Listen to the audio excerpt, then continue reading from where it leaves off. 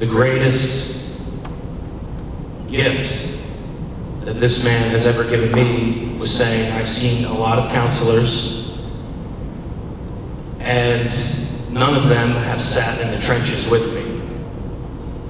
And that's what you've given me. And so Charles, the kitty to my left here, who I'm introducing, is one of the finest men that I have ever had the privilege of meeting, and I suspect ever will meet.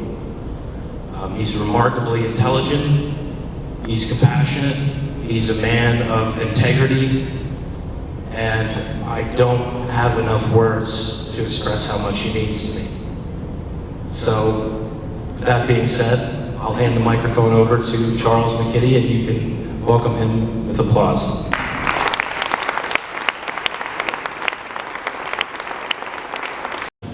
I want to thank everyone for coming here, and salute TLC, also the great lady Maggie. Please don't retire. The building will burn it. It'll be good. I was asked to come here to speak with everyone because I'm a former resident of TLC, and I want to let you know what TLC means to me. When I left the military, I didn't have a home. Oh sure, I had places to stay. But a home? No, I didn't have a place. Let me tell you what TLC does. They give you a home, and they don't ask for anything. Now, that doesn't seem like a big deal if you have a home or you have someone who can give you a home. But when you've never had one, it's a huge deal. When I was growing up, we moved around a lot, and I'll start when I was young. I'm not actually from Pennsylvania, I'm from Texas. My whole family works in the print industry, and since it's jobs back east, the whole family, the whole clan moved up here when my parents divorced. My grandfather, before he was a preacher, was a typesetter for the New York, Washington Post. That was the first move.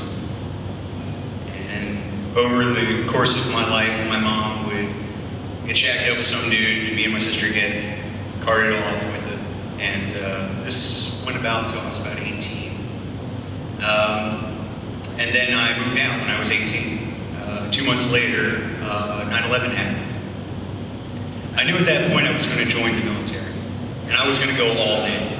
I wasn't going to dip my toes. I was going to go into combat. And I knew that I was probably not going to come back, and I was okay with that.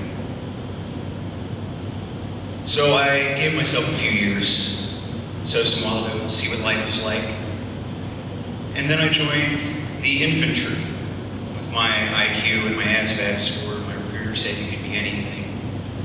You're a rocket scientist, you're not a grunt. And I said, I want to fight. So 2 months after I graduated basic training, I was in Iraq. The truth about war isn't that you will die. The truth about war is that your friends will die. The truth about battle is that every man involved will be injured, whether they are physical or not. The wounds soldiers carry are not visible, and my wounds are very deep. My first reaction was to ignore them, but just like any wound that you ignore, it begins to fester. There's a culture in the military of being able to overcome anything, to watch words are adapt and overcome. Being able to overcome something, especially something deeply emotionally traumatizing, is deeply respected. You're the best. But if you show any type of weakness, that's not respected. Weakness in combat can get soldiers killed. When I came back from Iraq the first time, I drank heavily. I was aggressive. I was doing a lot of things I couldn't put into words. But most of all, I was embarrassed. I was embarrassed that I was weak, and that there was a lot of things that I saw that I was a part of, that I wasn't proud of. I had joined an organization that was involved in violent behavior, and I wasn't really sure if I could be a part of that. I couldn't express my feelings of pain and regret to my brothers. The situation made me have a nervous breakdown. And I thought the men that were my brothers were going to be with me. They were not. They saw their own weakness in my weakness. And I became persona non grata. Before I knew it, I went from a good soldier to a cautionary tale. Watch out for McKinney, he's crazy. You don't know what he's dealing with. I'm dealing with the same thing you are. I thought the Army was my home. It was not. I knew I couldn't stay there any longer, so I formulated a plan. I was going to become a civilian. That plan wasn't great. See, I have PTSD. PTSD is a four-letter acronym that gets thrown around a lot. What is it? Well, what it is that there's an event or a series of events that you've experienced that shape how you're going to react. And some of these reactions are completely irrational. I can't drive. It's been 6 years since I've driven a car. I was driving down the road in a vehicle. I had a panic attack. Everything I saw looked like a threat. I have over 2,000 hours driving in combat in Iraq.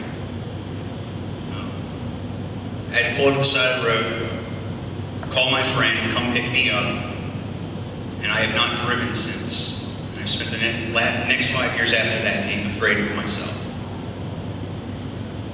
No one could help me. No one could give me a place to stay. No one could give me time. I found myself in one of the darkest, loneliest places I could find myself. I met a man named Michael Voles, who works with the VA. He said they run a program for veterans called the Veterans Victory House. I didn't know what to expect. First sit down with Doug, made me feel a little bit better, but I mean, seriously, nobody helps anybody. I mean, not like this. My entire life up to this point, no one has ever given me anything, not without a price tag. I was constantly waiting my whole time at TLC. The day's gonna be the day they kick me out. It's like, we need this room for somebody else, get out of here. Never happened, not once. Every time I would express this feeling to Stephen, he would tell me, no, you're fine. One day, Stephen sat me down in his office and Doug, and I told them most of what I've just told you here. Most people, it's been my experience, I say this to them, they shy away. They didn't. Stephen and Doug took the time, and they understood that they don't understand. What they did do was they introduced me to my good friend Ryan, who's a bit more than my counsel at this point. And for the first time in my life, I felt safe. I felt like I could be better.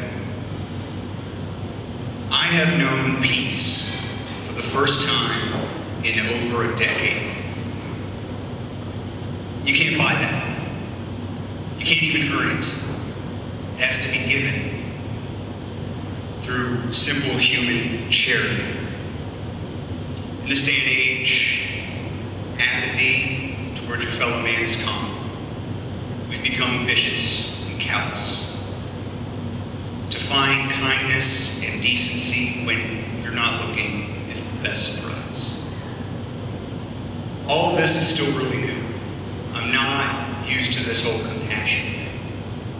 I don't know what to do with it. Ryan has said to me that I need to take inventory of the good things in my life. And TLC is one of them. So when I was asked to come up here and speak to everyone, the very least I could do for the people that have done so much for me. It's easy to distrust a charity. There's a lot of for-profit nonprofits out there. This isn't one of them. TLC helps real people in the best way. The only thing they ask is that you get better. Because of this, TLC and the people in it have my friendship, and I'm glad to know them. Thank you.